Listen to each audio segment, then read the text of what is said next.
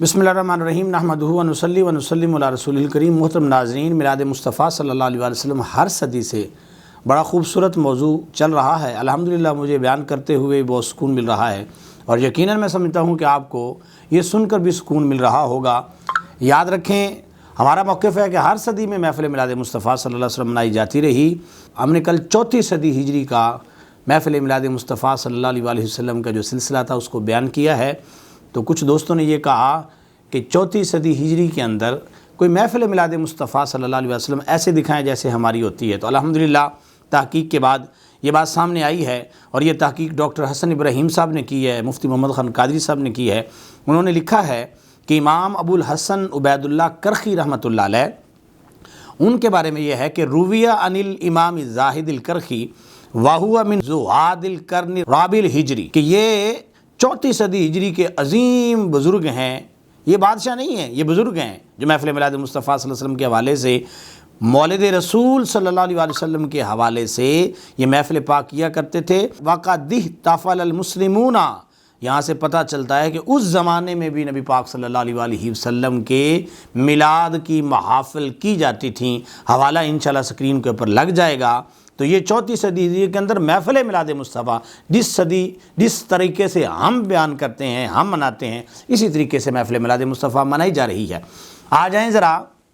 ہم بات کرتے ہیں 5ویں صدی ہجری کی۔ میرے بھائیوں، 5ویں صدی ہجری کے اندر میں نے کہا دو طریقوں سے، ایک ہے کہ محفل میلاد مصطفیٰ صلی اللہ علیہ وسلم کے لیے مواد پیش کرنا کتابوں کے اندر، اور وہ بھی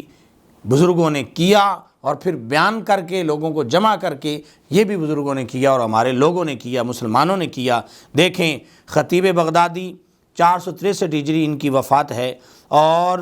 ان کا کمال یہ ہے، کتب میں لکھا ہے کہ ایام حج میں یہ سارا دن میں ایک قرآن مجید کی تلاوت کیا کرتے تھے۔ اتنے عظیم تاریخ بغداد، بہت بڑی کتاب آپ نے لکھی، اور آپ کہا کرتے تھے کہ میری یہ دعا ہے کہ اللہ تعالیٰ مجھے بشر حافی کے قریب ہی قبر کی جگہ عطا فرما دے۔ دیکھیں یہ بزرگوں کا زمانہ کہ ایک دوسرے سے محبت ہے، ایک اہل تصوف میں سے ہیں، ایک حدیث کے بہت بڑے عالم ہیں، اور وہ کہتے ہیں کہ میں وہاں دفن ہو چاہتا ہوں کہ قبر سے بھی مجھے فائدہ ملے گا۔ یہ ان کے بارے میں ابن کثیر نے لکھا تھا کہ تاریخ میں نام روشن چمک رہا ہے خطیب بغدادی کا۔ انہوں نے اپنی کتاب کے اندر، اور اس کو مواہب اللدنیہ کے اندر بیان کیا گیا کہ یہ جو خطیب بغدادی ہیں، انہوں نے اپنی کتاب کے اندر نبی علیہ السلام کا میلاد مناتے ہوئے اور میلاد بیان کرتے ہوئے کیا کہا کہ جب نبی علیہ السلام دنیا میں تشریف لائے تو وہاں پر عجیب منظر تھا کہ حتف غیبی سے یہ آواز آ رہی تھی، اعطوہ خلق آدم و معرفت شیس و شجاعت نو و خلت ابراہیم و لسان اسماعیل و رضا اسحاق و فصاحت صالح و حکمت لوط و بشرا یعقوب و شدت موسیٰ و صبر ایوب و طاعت یونس و جہاد یوشع و صوت داود و حب دانیال و وقار الیاس و عصمت یحییٰ و زہد عیسیٰ،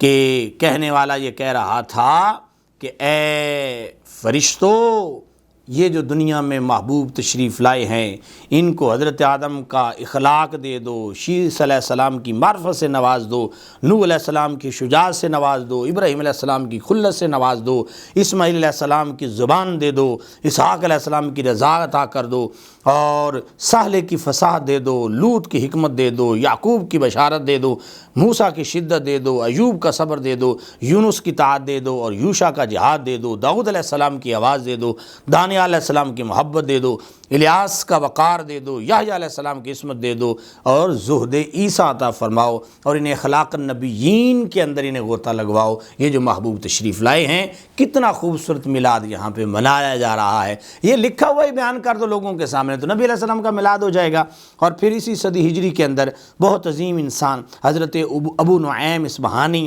حضرت ابن عباس رضی اللہ تعالی عنہ سے روایت کرتے ہیں کہ جب محبوب علیہ السلام دنیا میں تشریف لائے تو کیسا خوبصورت منظر تھا۔ کہنے لگے حضرت اماں آمنہ کہتی ہیں کہ اللہ پاک نے میرے سامنے سے سارے پردے ہٹا دیے، فرأیت مشارق الارض ومغاربہا، میں نے مشارق و مغارب کو دیکھ لیا، ورأیت ثلاثۃ اعلام مضروبات، اور میں نے دیکھا کہ 3 جھنڈے گاڑے گئے، عالم بالمشرق وعالم بالمغرب وعالم علی ظہر الکعبہ، ایک مشرق ایک مغرب میں اور ایک کعبے کی چھت پہ جھنڈا گاڑا گیا اور بتایا گیا محمد عربی کا میلاد ہو گیا ہے۔ یہ بھی بہت خوبصورت انداز میں بیان کیا گیا، یہ انشاءاللہ حوالے اسکرین پہ لگ جائیں گے۔ حضرت ابو نعیم میرے مصطفیٰ کا بیان کر رہے ہیں، میلاد بیان کر رہے ہیں، لوگوں کو مواد دے رہے ہیں کہ یہ نبی علیہ السلام کا میلاد بیان کرو۔ اب میں آتا ہوں، بڑی خوبصورت بات ہے بھائیو، ذرا سنیے گا، آپ کو بھی بڑا لطف آئے گا۔ کہا جاتا ہے کہ 6 صدی ہجری کے اندر میلاد کا آغاز کیا گیا، اس سے پہلے نہیں تھا، حالانکہ میں شروع سے بیان کرتا رہا ہوں، لیکن بادشاہوں کے لحاظ سے بھی ایک بادشاہ کا ذکر کیا جاتا ہے کہ معاذ اللہ وہ بڑا ظالم تھا جس نے میلاد شریف کی محفل شروع کی تھی۔ آؤ ذرا اس سے پہلے کی بھی خبر لے لو۔ ملک شاہ سلجوق سلطنت کا بہت بڑا بادشاہ ہے، اس کے بارے میں واضح طور پر یہ کتاب کے اندر موجود ہے جو میں آپ کے سامنے بیان کرنا چاہتا ہوں کہ ملک بادشاہ، اور مفتی طارق مسعود صاحب جانتے ہیں یہ کون ہے؟ ملک شاہ، اس کا ہی وزیر تھا نظام الملک جس کا نام تھا، جس نے مدرسہ نظامیہ بغداد میں بنایا، جس کی وجہ سے آج تک درس نظامی لفظ بولا جاتا ہے۔ درس نظامی، اس کی بنیاد رکھنے والا اس بادشاہ کا وزیر تھا جس کا نام نظام الملک توسی تھا۔ اس نے یہ مدرسہ نظامیہ قائم کیا، درس نظامی کا آغاز کیا، جو آپ نے بھی پڑھا، اور آپ اس کو تو بدعت نہیں کہتے کہ درس نظامی بنانے والا، اس کا ڈیزائن کرنے والا یہ جو ہے نظام الملک ہے اور اس بادشاہ کا وہ وزیر ہے، وہ بدعت تو آپ بڑے اچھے طریقے سے کر رہے ہیں، بلکہ مدرسے بھی بنوا رہے ہیں۔ یہ بدعت اگر آپ کر رہے ہیں تو یہاں پہ کیا مسئلہ ہے کہ بادشاہ سلطان ملک شاہ سلجوقی سلطنت کا بہت بڑا بادشاہ علیہ السلام کا بیٹا ہے، اور کس انداز میں اس نے نبی علیہ السلام کا میلاد منایا ہے۔ یہاں پر واضح طور پر امام ذہبی نے اپنی کتاب کے اندر لکھا کہ وصل السلطان الی بغداد، کہ سلطان بغداد میں آیا، اور آ کر اس نے، وہ میں چھوڑ رہا ہوں صرف اپنی جو میری دلیل ہے، باقی ساری باتیں اپنی جگہ پہ ہیں، لیکن انہوں نے فعامل المیلاد بغداد، بغداد میں آ کے میلاد کی محفل کی۔ اور پھر یہاں پر یہ بھی لکھا ہوا ہے کہ لوگوں میں مشہور ہو گیا کہ ایسی میلاد کی محفل تو آج تک ہم نے نہیں دیکھی جتنی جو ہے اس بادشاہ نے کی ہے۔ اور یہ ملک شاہ یہ کس زمانے کا ہے؟ یہ بھی ذرا بڑی خوبصورت بات ہے، امام غزالی کے زمانے کا، خطیب بغدادی کے زمانے کا، ابو نعیم اصفہانی کے زمانے کا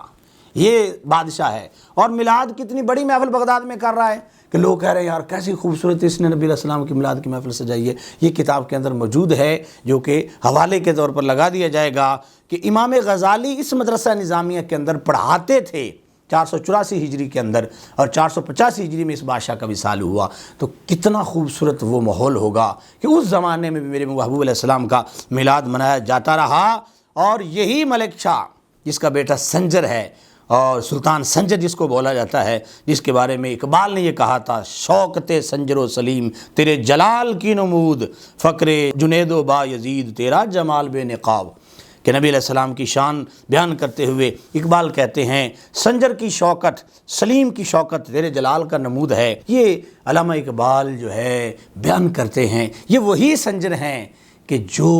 ملک شاہ کے بیٹے ہیں، اور ملک شاہ وہ ہے جس نے نبی علیہ السلام کا میلاد منایا، اور امام غزالی کے زمانے میں منایا، اور امام الحرمین کے زمانے میں منایا۔ امام الحرمین امام غزالی کے بھی استاد ہیں، حرم کے امام، مکہ کے امام،